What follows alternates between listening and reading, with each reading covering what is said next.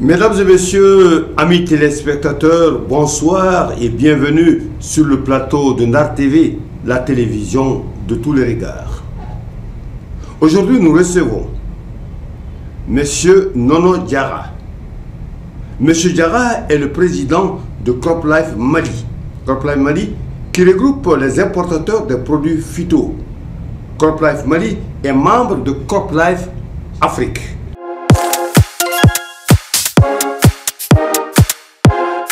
Avec lui, nous allons échanger sur la vie de CropLife ici au Mali.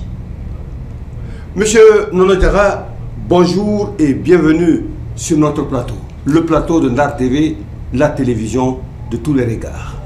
Bonjour Monsieur Tchokari, bonjour à tous vos téléspectateurs et merci de me recevoir sur ce plateau. Je suis très honoré de venir chez vous et voilà, merci beaucoup.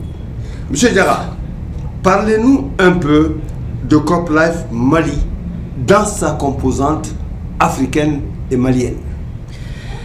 Merci M. Tchoukari. Comme vous l'avez dit, je me nomme Nono Diarra, président de CropLife Mali. Et il faut dire CropLife, ça veut dire crop qui veut dire plante et puis life qui veut dire vie. Donc c'est la vie des plantes.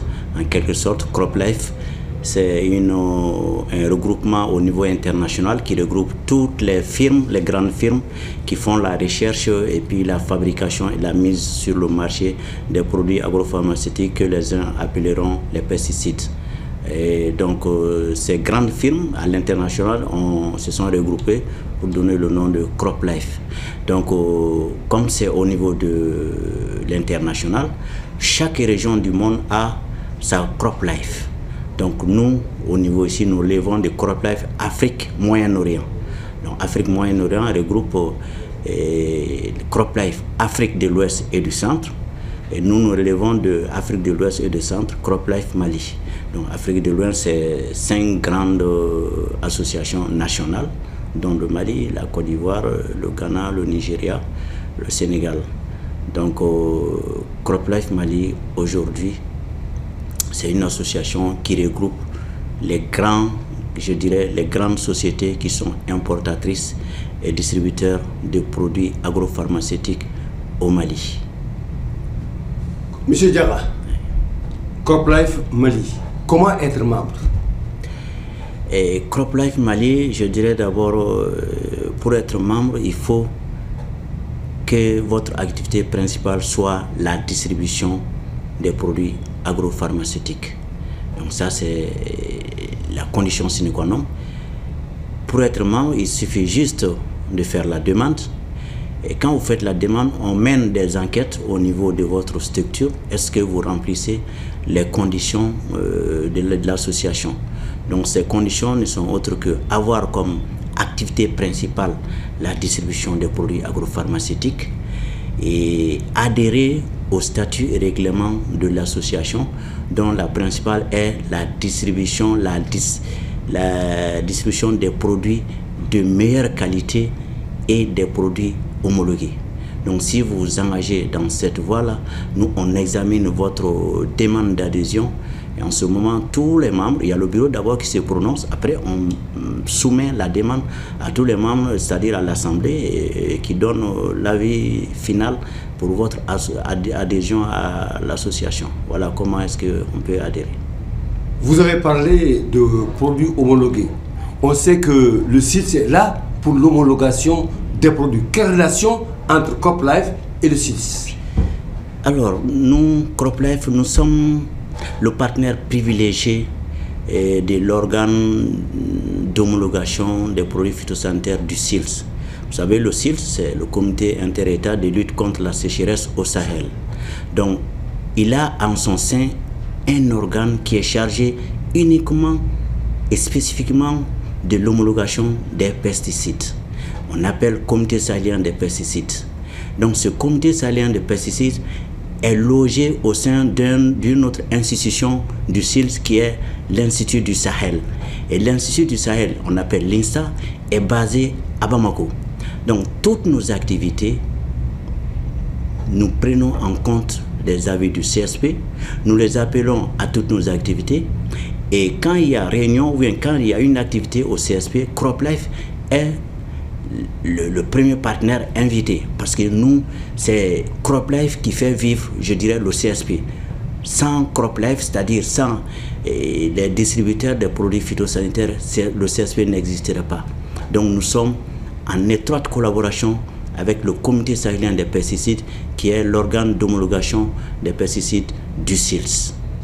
Alors, M. Diarra, est-ce que vous êtes conscient, parce qu'on parle chaque année de la fourniture des intrants aux paysans, et je crois qu'il y a des appels d'offres. Est-ce que CropLife est consulté? Merci beaucoup, M. Tchoukari, pour cette question. C'est tellement important que si vous ne l'aviez pas posée, je l'aurais moi-même suggéré. Parce que la vie, actuellement, l'agriculture, on ne peut pas aller sans les produits phytosanitaires. Beaucoup pensent que les engrais sont la clé. D'accord, sans engrais, on peut produire. Mais aujourd'hui, produire sans pesticides, je pense que c'est leurrer. Parce qu'actuellement, il y a tellement de parasites que vous ne pouvez pas. Donc, pour les appels d'offres, actuellement, la seule société organisée qui fait des appels d'offres dans le domaine des produits phytosanitaires, ça c'est la Compagnie malienne pour le développement des textiles, que l'on abrège CMDT. Donc la CMDT organise chaque année des appels d'offres pour la fourniture de ces pesticides. Et là, les membres de CropLife constituent l'épine dorsale des postulants à cet appel d'offres. Donc on a une relation aussi étroite avec la CMDT qui nous consulte en tant que CropLife, en tant qu'association qui regroupe les différents distributeurs de ces produits phytosanitaires qui soumissionnent à ces appels d'offres. Donc nous soumissionnons à travers nos membres individuellement. CropLife en tant que structure n'est pas consulté en tant que CropLife, mais les membres de CropLife, presque tous les membres de CropLife participent aux appels d'offres de la CMT concernant la fourniture des produits phytosanitaires et des appareils de traitement. Donc on est, je pourrais dire, on est consulté pas en tant qu'association, mais en tant que membre individuel de l'association, parce que les 100% des membres participent aux appels d'offres CMDT. Mais appels d'offres CMDT, il y a eu trop de bruit ces derniers temps par rapport à la fourniture des intrants. Est-ce que vous avez tapé du poing sur la table pour contester cette manière de faire? Bon, il y a eu du bruit, il n'y a pas eu du bruit. Vous savez, actuellement, on fait partie d'un monde interconnecté. Donc, en 2022, il y a eu un problème. Il y a eu un ravageur qui a fait, je dirais, des ravages dans le champ de coton, qui a fait que les sociétés cotonnières ont perdu plus de 50% de la production qui était programmée à cause d'un seul insecte que l'on appelle jacide. Donc 2022, on a testé tous les produits disponibles sur le marché, rien n'a été efficace. On a mis à pied d'œuvre les chercheurs des pays qui abritent ces sociétés cotonnières, les chercheurs.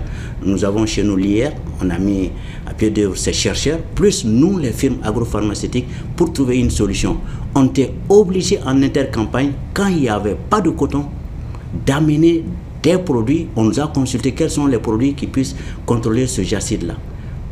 CropLife, on nous a consulté pour donner le nom des produits qui peuvent lutter contre. Donc on a donné ces noms en contre-saison. Quand il n'y avait pas de coton, on a amené ces produits. On était obligé d'aller tester sur les cultures qui ressemblent au coton, notamment le gombo, dans les jardins.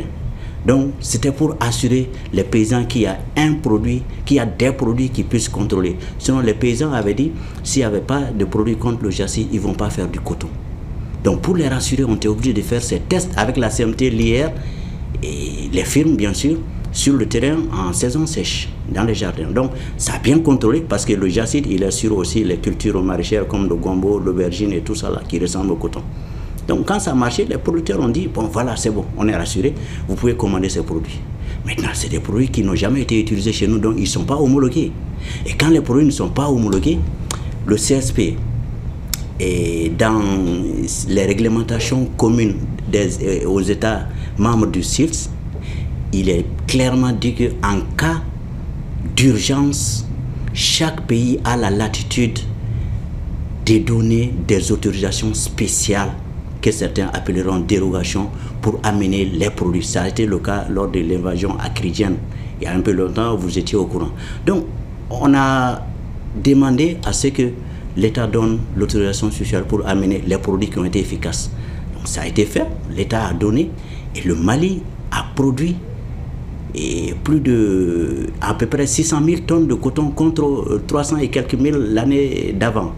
Donc le Mali a retrouvé sa première place de production alors qu'il avait perdu, il était devenu même 3e ou 4e, je ne sais pas. Maintenant, les produits ont fait leur effet, sans problème. Les paysans étaient contents. Donc 2024, il fallait commander. La CMT a fait organiser ses appels d'offres avec le nom de ces mêmes produits qui ont fait effet en 2023. Donc quand ça a été organisé, la CMT a commandé. Les différents fournisseurs, ils ont fourni, parce qu'il y a un contrat qui lie, donc ils ont fourni les produits. Alors, arrivé à un moment, on a eu des difficultés pour dire que les produits ne peuvent pas être utilisés parce qu'ils ne sont pas homologués, puisqu'il n'y avait pas eu la dérogation signée. Mais l'urgence était là. Parce que la première année, 2023, les sociétés ont été obligées d'amener les produits par avion. Imaginez des tonnes, des centaines disons des milliers de tonnes, parce que ça fait à peu près entre 2000 et 3000 litres de produits par avion, vous imaginez, pour sauver la campagne. Donc 2024, bon, on s'est dit, alors la même dérogation va être obtenue parce que l'urgence est là. Bon, arrivé à un certain moment, on a eu des difficultés, mais les produits étaient déjà livrés dans les magasins. Dans les magasins CMDT. Certains étaient déjà utilisés, parce que c'était au mois de juillet que le problème a éclaté. Donc quand le produit est dans les mains des paysans, il va l'utiliser. Certains ont été utilisés, je dirais même que ce sont ces produits utilisés qui ont permis de sauver un peu la campagne. Donc il y a eu ce problème-là, et le problème, il est toujours là. Il est toujours là, le problème, il est là, entier, n'est pas encore résolu. Le jacide, il est là, il fait ravage. Je rappelle que nous sommes dans une association PRPICA qui regroupe toutes les sociétés cotonnières de l'Afrique, je dirais. Le Mali, le Burkina, le Cameroun, le Tchad, le Sénégal, le Bénin, le Togo. Voilà, donc on est tous dans la même chose et eux, tous, ils utilisent les mêmes produits avec les autorisations spéciales. Ce qui est la différence entre nous et ces pays-là, le Mali, le Burkina, le Sénégal et le Tchad sont dans le CILS. Donc le CSP régule leur homologation. Mais les autres pays ont leur homologation à part. Ils sont maîtres de leur destin. Donc un pays seul, c'est très difficile d'homologuer un produit. Donc la Côte d'Ivoire a homologué dans ce sens, parce que la Côte d'Ivoire ne fait pas partie du CILS. Ils ont homologué les produits, parce que chez eux, pour homologuer un produit, ça ne prend pas plus de 6 mois. Mais au Mali, il faut minimum 3 ans pour homologuer un produit. Donc nous, on a posé les produits à la recherche. Les produits suivent leur cours pour aboutir à l'homologation. Mais tant que ce n'est pas fini, là, on ne peut pas homologuer un produit parce que le CSP ne va jamais accepter homologuer un produit dont le processus n'est pas fini. Donc quand on doit faire 2 ans avec la recherche. C'était 3 ans, la recherche, le CSP a donné la latitude aux firmes de faire 2 ans, raccourci en 2 ans. Donc après les 2 ans, on amène les rapports qu'on dépose au CSP. Le CSP analyse ces rapports plus d'autres données toxicologiques, toutes les données que vous imaginez pour que le produit ne soit pas toxique pour l'homme, pour l'environnement, et ainsi de suite. Donc tous ces dossiers déposés, le CSP analyse. Et quand le CSP analyse les dossiers, quand on dépose les dossiers, il n'y a que 0,1% des dossiers qui passent au premier coup. Ça, c'est certain. 0,1%, ça ne vaut même pas 1%, ça ne vaut pas 0,50%. 0,1% des dossiers qui passent au premier coup. Donc, ça veut dire que des 2 ans, en plus des 2 années de recherche, il faut ajouter 1 ou 2 ans encore, 1 ou 2 autres années encore pour pouvoir homologuer. Donc, je dirais entre 3 et 4 ans, il faut pour homologuer un produit. Des produits dont les essais ont commencé en 2023. On est en quelle année? Il faut au moins aller jusqu'en 2025-26 pour avoir un produit homologué. Donc on ne l'a pas pour le moment. Il n'y a pas de produit homologué. La seule solution, c'est d'aller avec les autorisations spéciales et les autres pays le font. On est avec le Burkina le fait.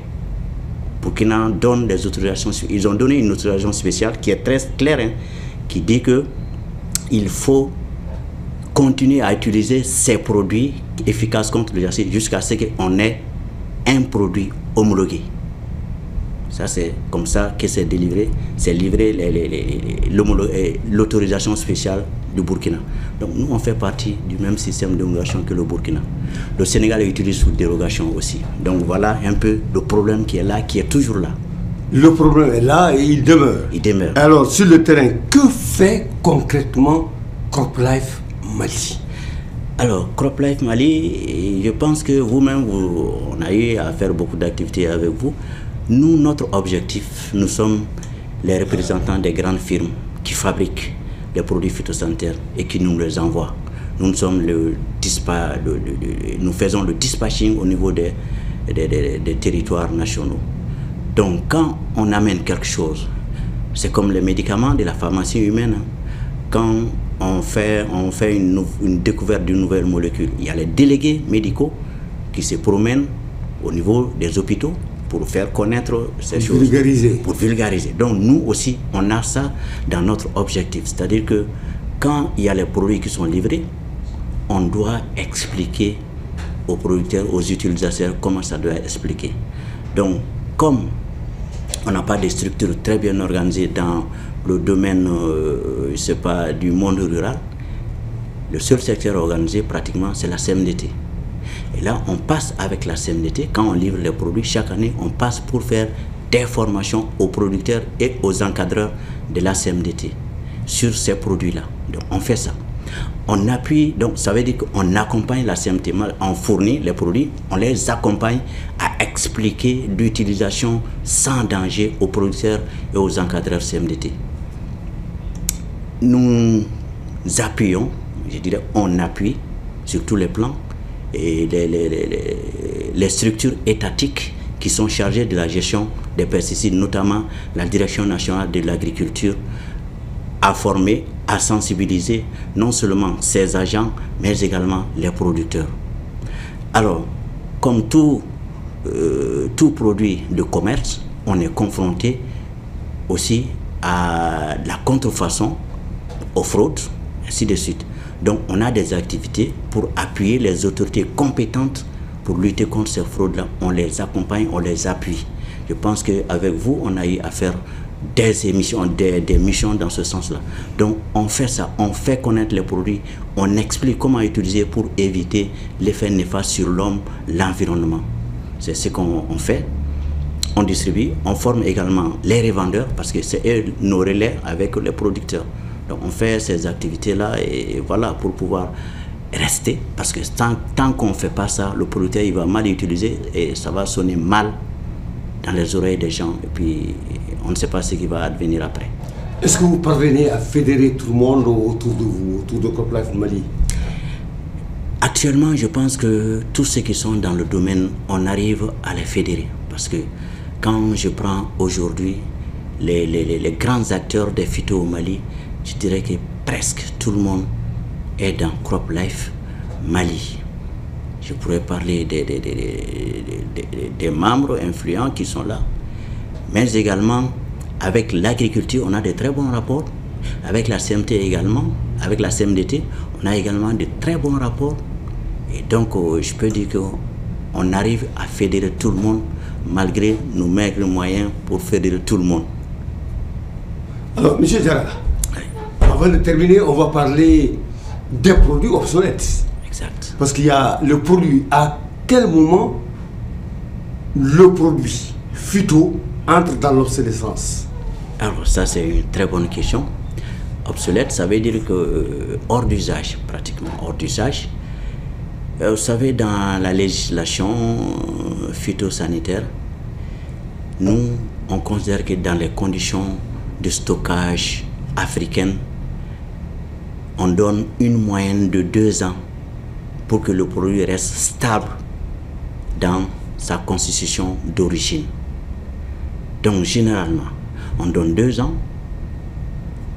Après ces 2 ans-là, s'il y a une structure qui puisse analyser les produits pour dire que voilà, le produit encore, les matières actives sont là, les conditions de stabilité sont encore réunies, il peut être utilisé. Sinon, au bout de 2 ans, le produit est périmé. Donc, il est même écrit sur les étiquettes, durée de validité 2 ans à partir de sa date de fabrication. Donc à partir de là, le produit devient obsolète. Et quand ça devient obsolète, alors le produit, souvent les conditions de stockage font que le produit devient encore plus dangereux que le produit d'origine, parce que ça va se décomposer en des constituants qui puissent présenter des dangers pour l'homme. Donc le produit devient obsolète en ce moment quand les conditions de stockage ne sont pas réunies et qu'il y a des agrégations du produit en d'autres composants qui ne sont pas ceux du produit d'origine. Malgré la toxicité de ces produits périmés, il y a des paysans qui, par méconnaissance peut-être, ou bien par besoin, les réutilisent dans les champs. Ils gardent les produits par devers eux dans les maisons. Alors, qu'est-ce que tu peux conseiller à ces paysans-là? Alors, je leur conseille, et ce n'est pas seulement notre président de CropLife qui le dit, mais sur chaque étiquette, il est bel et bien écrit que ces produits ne doivent pas être gardés dans des lieux où les humains sont fréquents. Quand vous allez voir les étiquettes des produits, vous verrez qu'il y a une partie fermée avec cadenas et puis où les enfants ont les mains comme ça, ils ne peuvent pas atteindre. Donc ça veut dire qu'il faut les garder là où les enfants ne peuvent pas atteindre et loin aussi des habitations. Donc ceux qui utilisent ces produits périmés dans le champ, vous savez, le paysan est un chercheur. Le paysan est un chercheur. Nous, on a beau dire, on leur dit, alors à partir de l'obsolescence, il faut plus utiliser. Il faut regrouper et puis faire appel à une structure qui peut être chargée à déstocker ces produits et à les détruire. Maintenant, le paysan, il a payé son produit. Il n'arrive pas à l'utiliser, c'est rentré dans l'océan, il va l'utiliser. Donc, ils essayent, il y en a même qui disent que bon, c'est quand c'est obsolète que ça devient encore plus fort, plus efficace sur les insectes.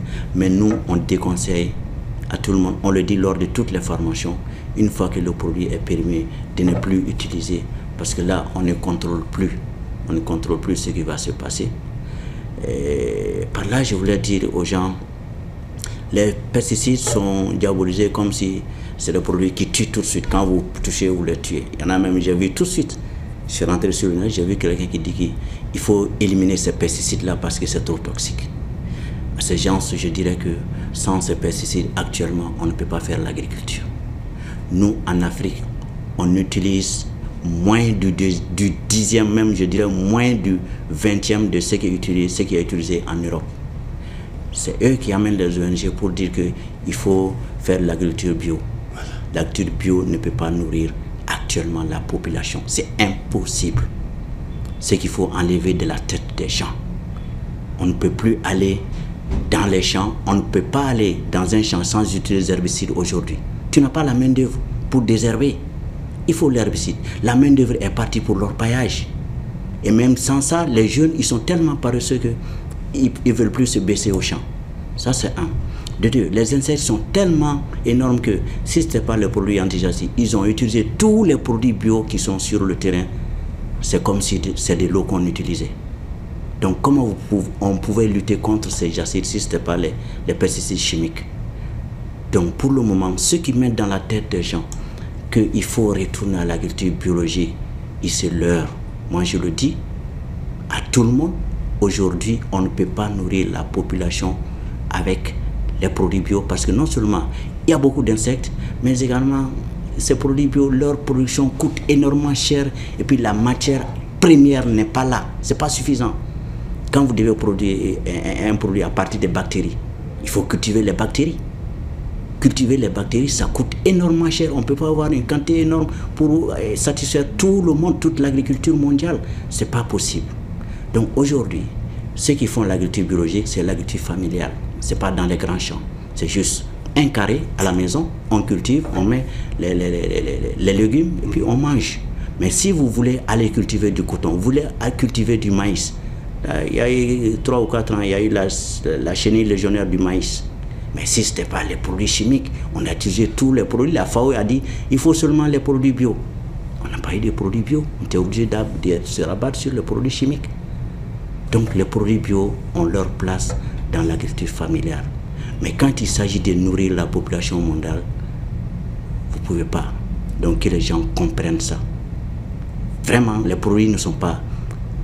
C'est pas toxique comme les gens le pensent. Et sur chaque produit, il y a l'utilisation, comme les guides d'utilisation qui sont décrits, comme les notices que vous retrouvez dans les médicaments de la pharmacie humaine. Donc les notices sont là.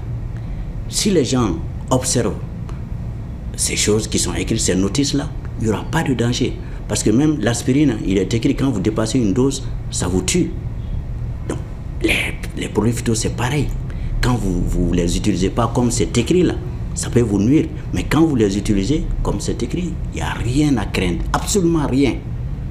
C'est ce que les gens oublient, disent que bon, les gens sont rentrés dedans, c'est toxique, mais il faut que les gens fassent un peu la différence. C'est vrai, cette émission tire à sa fin, mais on ne peut pas nous quitter, M. Diarra, sans parler des emballages vides des pesticides que les populations utilisent, soit pour mettre du lait, soit pour mettre de l'huile, du beurre, ou bien pour mettre de l'eau. Alors qu'est-ce que vous dites à ces gens qui réutilisent les emballages vides des pesticides?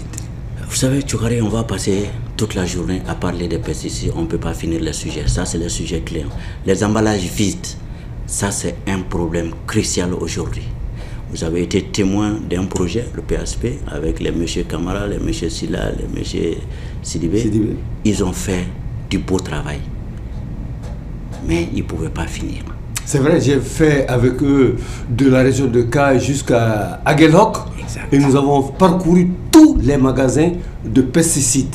C'est ça. Et surtout des pesticides obsolètes. Donc le PASP a fait du très beau travail. Financement fini, il n'y a pas de relève pratiquement.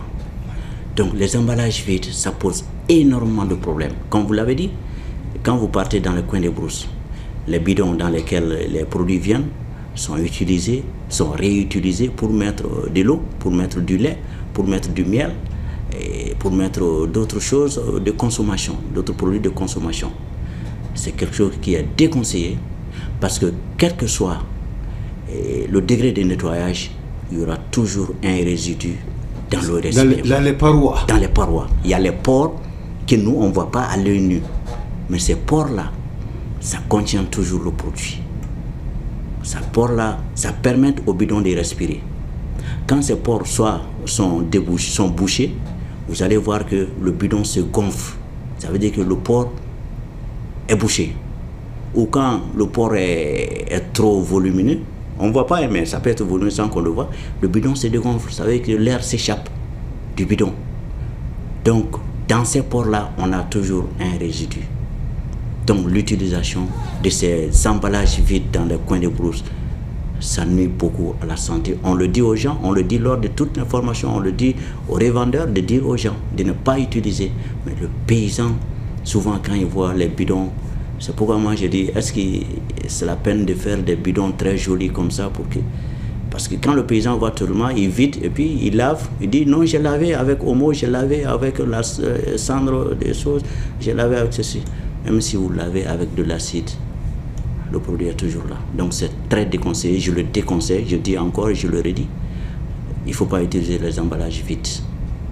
Merci, M. Nono Diarra, d'avoir accepté d'échanger avec nous sur le problème des produits phyto. C'est vrai, je vous rappelle, téléspectateurs, que nous étions avec M.